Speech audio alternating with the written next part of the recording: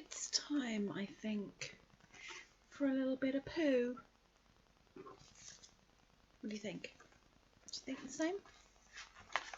If you do, that's why you're here, I hope. We are on chapter 8, in which Christopher Robin leads an expedition.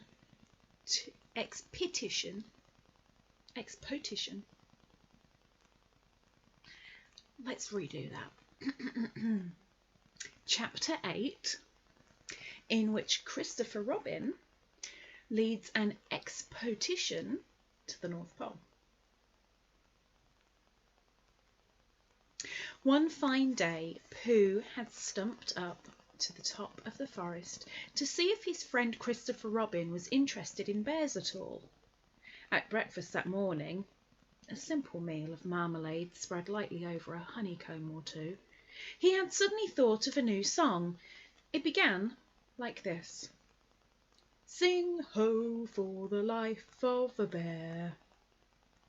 When he got as far as this, he scratched his head and thought to himself, that's a very good start for a song, but what about the second line? He tried singing ho 2 or 3 times, but it didn't seem to help. Perhaps it would be better, he thought, if I sang hi for the life of a bear. So he sang it, but it wasn't. Very well then, he said. I shall sing that first line twice, and perhaps if I sing it very quickly, I shall find myself singing the 3rd and 4th lines before I have time to think of them, and that will be a good song. Now then, while I see if my gun's all right. Hang on. Let's try that again. Helps if you turn one page at a time, that too. I'll go back and just start that sentence again. Oops. Now then. Sing ho for the life of a bear. Sing ho for the life of a bear. I don't much mind if it rains or snows, 'cause I've got a lot of honey on my nice new nose. I don't much care if it snows or thaws, 'cause I've got a lot of honey on my nice clean paws. Sing ho for a bear. Sing ho for a Pooh, and I'll have a little something in an hour or 2. He was so pleased with this song that he sang it all the way to the top of the forest. And if I go on singing it much longer, he thought, it will be time for the little something, and then the last line won't be true. So he turned it into a hum instead. Christopher Robin was sitting outside his door putting on his big boots. As soon as he saw the big boots, Pooh knew that an adventure was going to happen, and he brushed the honey off of his nose with the back of his paw and spruced himself up as well as he could, so as to look ready for anything. Good morning, Christopher Robin, he called out. Hello, Pooh Bear. I can't get this boot on. That's bad, said Pooh. Do you think, very kindly, you could lean against me? 'Cause I keep pulling so hard that I fall over backwards. Pooh sat down, dug his feet into the ground and pushed hard against Christopher Robin's back, and Christopher Robin pushed hard against his and pulled at his boot until he had got it on. And that's that, said Pooh. What do we do next? We are all going on an expedition, said Christopher Robin as he got up and brushed himself. Thank you, Pooh. Going on an expedition, said Pooh eagerly. I don't think I've ever been on one of those. Where are we going on this expedition? Expedition, silly old bear.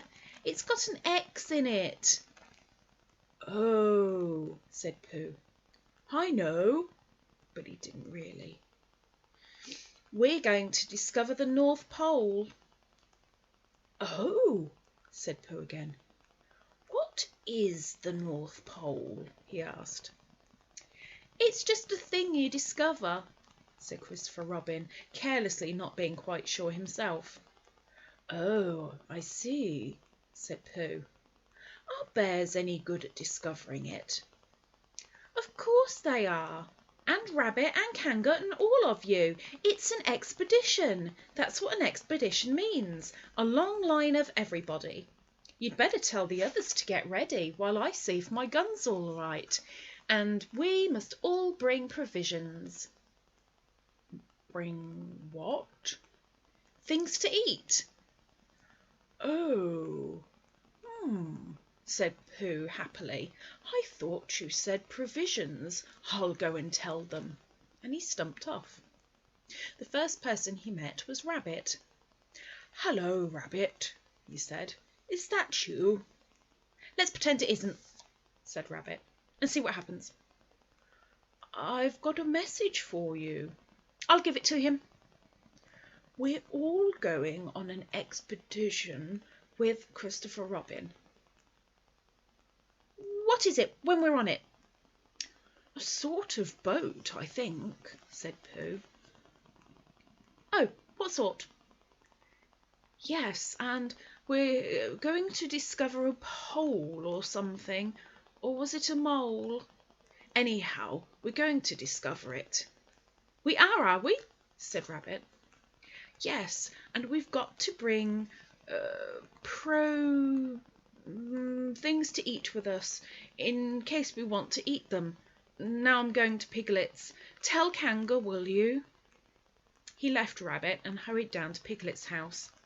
The piglet was sitting on the ground at the door of his house, blowing happily on a dandelion, and wondering whether it would be this year, next year, sometime or never. He had just discovered that it would be never, and was trying to remember what it was, and hoping it wasn't anything nice, when Pooh came up. Oh, Piglet, said Pooh excitedly. We're going on an expedition, all of us, with things to eat, to discover something. To discover what? Said Piglet anxiously. Oh, just something. Nothing fierce. Christopher Robin didn't say anything about fierce. He just said it had an X. It isn't their necks I mind, said Piglet earnestly. It's their teeth. But if Christopher Robin is coming, I don't mind anything. In a little while they were all ready at the top of the forest, and the expedition started. First came Christopher Robin and Rabbit, then Piglet and Pooh, then Kanga with Roo in her pocket, and Owl, then Eeyore, and at the end, in a long line, all Rabbit's friends and relations. I didn't ask them, explained Rabbit carelessly. They just came. They always do. They can march at the end after Eeyore. What I say, said Eeyore, is that it's unsettling. I didn't want to come on this expo, what Pooh said. I only came to oblige. But here I am, and if I am the end of the expo, what we're talking about, then let me be the end. But if every time I want to sit down for a little rest, I have to brush away half a dozen of Rabbit's smaller friends and relations first, then this isn't an expo, whatever it is, at all. It's simply a confused noise. That's what I say. I see what Eeyore means, said Owl. If you ask me, I'm not asking anybody, said Eeyore. I'm just telling everybody. We can look for the North Pole, or we can play Here We Go Gathering Nuts in May, with the end part of an ant's nest. It's all the same to me. There was a shout from the top of the line. Come on, called Christopher Robin. Come on, called Pooh and Piglet. Come on, called Owl. We're starting, said Rabbit. I must go. And he hurried off to the front of the expedition and with Christopher Robin. All right, said Eeyore. We're going, only don't blame me. So off they all went to discover the pole, and as they walked they chattered to each other, for this and that, all except Pooh, who was making up a song. This is the first verse, he said to Piglet when he was ready with it. First verse of what? My song. What song? This one. Which one? Well, if you listen, Piglet, you'll hear it. How do you know I'm not listening? Pooh couldn't answer that one, so he began to sing. They all went off to discover the pole, Owl and Piglet and Rabbit and all. It's a thing you discover, as I've been told, by Owl and Piglet and Rabbit and all. Eeyore, Christopher, Robin and Pooh and Rabbit's relations all went too. Where the pole was none of them knew. Sing hey for Owl and Rabbit and all. Hush, said Christopher Robin, turning round to Pooh. We're just coming to a dangerous place. Hush, said Pooh, turning round quickly to Piglet. Hush, said Piglet to Kanga. Hush, said Kanga to Owl, while Roo said hush several times to himself very quietly.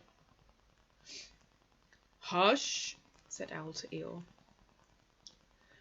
Hush, said Eeyore in a terrible voice to all Rabbit's friends and relations, and hush, they said hastily to each other, all down the line, until it got to the last one of all, and the last and smallest friend and relation was so upset to find that the whole expedition was saying hush to him that he buried himself head downwards in a crack in the ground, and stayed there for 2 days until the danger was over, and then went home in a great hurry and lived quietly with his aunt ever afterwards. His name was Alexander Beetle. They had come to a stream which twisted and tumbled between high rocky banks, and Christopher Robin saw at once how dangerous it was. It's just the place, he explained, for an ambush. What sort of bush? Whispered Pooh to Piglet. A gorse bush. My dear Pooh, said Owl in his superior way, don't you know what an ambush is? Owl, said Piglet, looked round at him severely. Pooh's whisper was perfectly a private whisper, and there was no need. An ambush, said Owl. It's a sort of surprise. So it's a gorse bush sometimes? Said Pooh. An ambush, as I was about to explain to Pooh, said Piglet, is a sort of surprise. If people jump out at you suddenly, that's an ambush, said Owl. It's an ambush, Pooh, when people jump out at you suddenly, explained Piglet. Pooh, who now knew what an ambush was, said that a gorse bush had sprung at him suddenly one day when he fell off a tree, and he had taken 6 days to get all the prickles out of himself. We are not talking about gorse bushes, said Owl a little crossly. I am, said Pooh. They were climbing very cautiously up the stream now, going from rock to rock, and after they had gone a little way they came to a place where the banks widened out at each side, so that on each side of the water there was a level strip of grass on which they could sit down and rest. As soon as he saw this, Christopher Robin called, "Halt!" and they all sat down and rested. "I think," said Christopher Robin, "that we ought to eat all our provisions now, so that we shan't have so much to carry." "Eat all our what?" said Pooh. "All that we've bought," said Piglet, getting to work. "That's a good idea," said Pooh, and he got to work too. "Have you all got something?" asked Christopher Robin with his mouth full.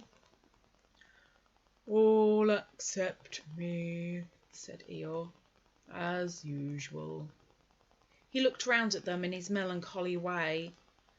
"I suppose none of you are sitting on a thistle by any chance?" "I believe I am," said Pooh. "Ow!" He got up and looked behind him. "Yes, I was. I thought so." "Thank you, Pooh. If you've quite finished with it." He moved across to Pooh's place and began to eat. "It doesn't do them any good, you know, sitting on them," he went on as he looked up munching. "Takes all the life out of them. Remember that another time, all of you.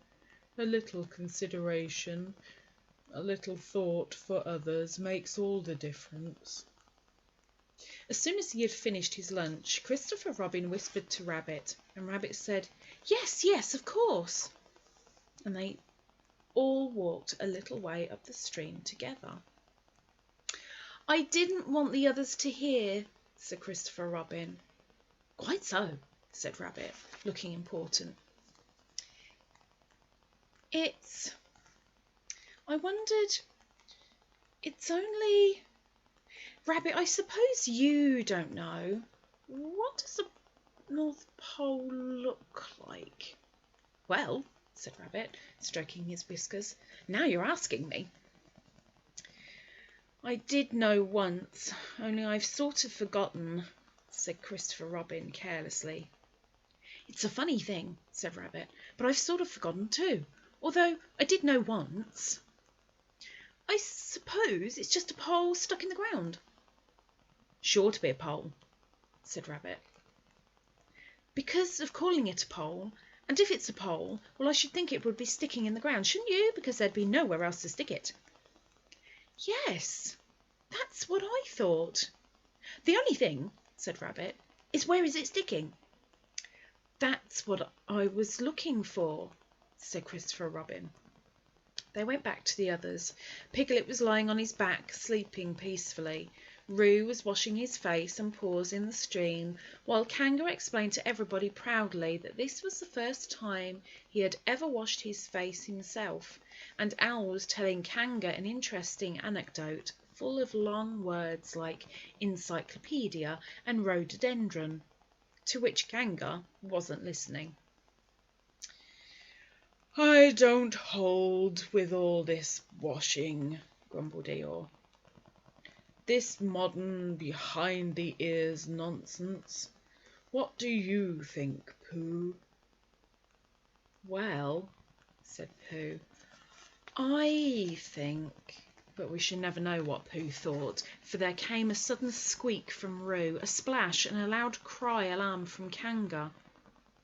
"So much for washing," said Eeyore.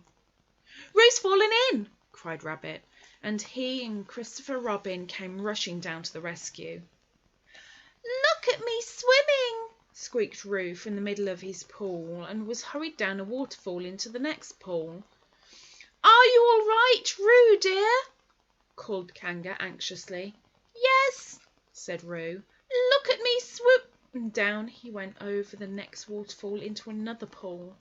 Everybody was doing something to help. Piglet, wide awake, suddenly was jumping up and down and making "Oh, I say!" noises. Owl was explaining that in case of a sudden and temporary immersion, the important thing was to keep the head above water. Kanga was jumping along the bank, saying, "Are you sure you're all right, Roo dear?"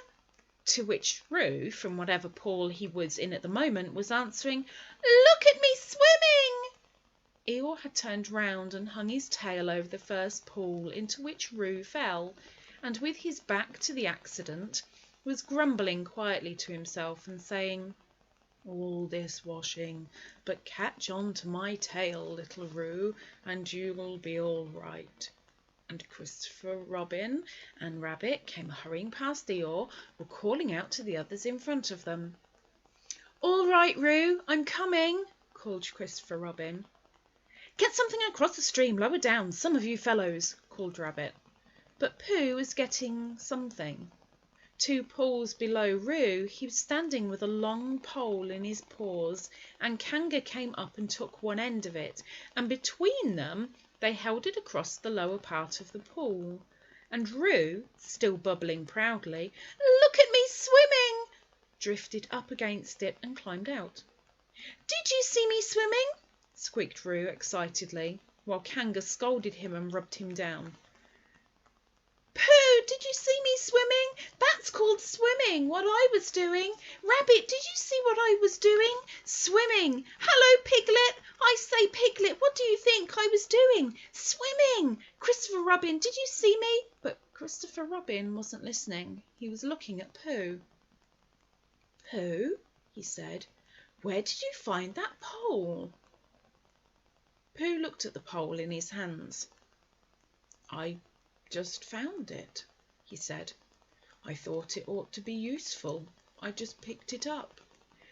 "Pooh," said Christopher Robin solemnly, "the expedition is over. You have found the North Pole." "Oh," said Pooh. Eeyore was sitting with his tail in the water when they all got back to him. "Tell Roo to be quick, somebody," he said. "My tail's getting cold, and I don't want to mention it, but I just mention it. I don't want to complain, but there it is, my tail's cold." "Here I am," squeaked Roo. "Oh, there you are." "Did you see me swimming?" Eeyore took his tail out of the water and swished it from side to side. "As I expected," he said. "Lost all feeling. Numbed it. That's what it's done. Numbed it. Well, as long as nobody minds, I suppose it's all right." "Poor old Eeyore. I'll dry it for you," said Christopher Robin, and he took out his handkerchief and rubbed it up. "Thank you, Christopher Robin. You're the only one that seems to understand about tails. They don't think. That's what's the matter with some of these others. They've no imagination. A tail isn't a tail to them. It's just a little bit extra at the back." "Never mind, Eeyore," said Christopher Robin, rubbing his hardest. "Is that better?" "It's feeling more like a tail, perhaps. It belongs again, if you know what I mean." "Hello, Eeyore," said Pooh, coming up to them with his pole. "Hello, Pooh. Thank you for asking, but I shall be able to use it again in a day or 2. "Use what?" said Pooh. "What are we talking about?" "I wasn't talking about anything," said Pooh, looking puzzled. "My mistake again. I thought you were saying how sorry you were about my tail being all numb, and could you do anything to help?" "No," said Pooh, "that wasn't me," he said. He thought for a little and then suggested helpfully, "Perhaps it was somebody else?" "Well, thank them for me when you see him." Pooh looked anxiously at Christopher Robin. "Pooh's found the North Pole," said Christopher Robin. "Isn't that lovely?" Pooh looked modestly down. "Is that it?" said Eeyore. "Yes," said Christopher Robin. Is that what we're looking for? Yes, said Pooh. Oh, said Eeyore. Well, anyhow, it didn't rain, he said. They stuck the pole in the ground and Christopher Robin tied a message onto it. North Pole discovered by Pooh. Pooh found it. Then they all went home again, and I think, but I'm not quite sure, that Roo had a hot bath and went straight to bed. But Pooh went back to his own house and, feeling very proud of what he had done, had a little something to revive himself. And that is the end of chapter 8. So next week we will be on chapter 9. But they all went on an expedition. Not an expedition, an expedition. Find the North Pole. So I guess for now that would be a goodbye from me, Christopher Robin, Kanga and Roo, Rabbit and all of Rabbit's relations, Piglet, Eeyore, and of course Edward Bear, Winnie-the-Pooh himself. Take care, hope you enjoyed, and we'll see you next week.